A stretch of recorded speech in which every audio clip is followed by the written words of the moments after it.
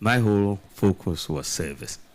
Once I saw the results, and it was clear we were not winning this particular election, I thought it was not good to leave the country under tension for any length of time. In fact, by 3 a.m., we knew that we had lost the election. The Electoral Commission was going to take a few days to get to that conclusion, but our own collation, the data that we got from all the polling stations, was clear that we were not going to win this election. And so the question was, should we wait for the Electoral Commission to go through its processes and then announce in a few days' time, or do I go out immediately? There were different opinions, but I made the decision that it was better to go out. At 3 a.m., it was a bit early. People were sleeping. So I decided that we'll do it at 9 a.m. On Sunday morning. And so we gathered the press, and then I made my announcement that morning to say, you know, my opponent had won decisively, and we are conceding the election. And I think that that helped bring down the tension in the country and help the process of the transition. I made that early concession to preserve our peace in Ghana, because otherwise we could have had many, you know, incidents of violence across, and I could see the potential. And so I thought by an early concession, you know, everybody would relax, you know, the winners would relax, and we who had lost would also understand that we had lost.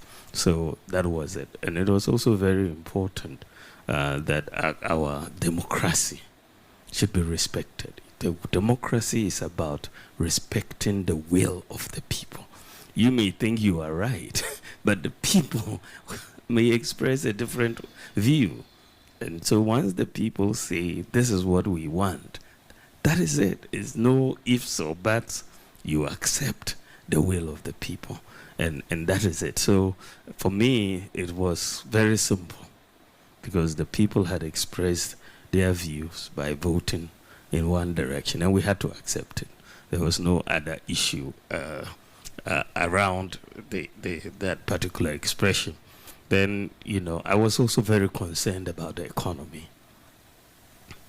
because you know that foreign investment is very key to this country's economic growth. Any incidents of instability destroys confidence of foreign investors in any economy. And we have been trying to resuscitate this economy since COVID and all of that. And it was just too critical a time to allow instability into our country. It would deter. It takes a long time to recover confidence if it is lost. And I thought it was very, very important that we make sure that there is stability in Ghana, so that foreign investment and all the programs that we've initiated, there will be confidence, and that will continue, so that we can build this economy, even if it's under a new government. Then I was concerned about security in the sub-region. You know, any instability in Ghana, you know, gives, you know, succor to the terrorists in our sub-region. They will find reason to be here.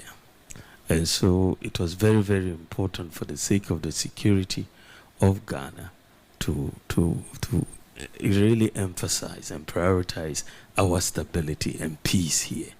We thought that if any violence ensued, it will be negative for the security of Ghana and for the sub-region. So these were the reasons behind my early concession. I did it, but then after that, it seemed like a bigger deal than I thought it was. But many people seem to appreciate it, and many people in Ghana seem to really appreciate it.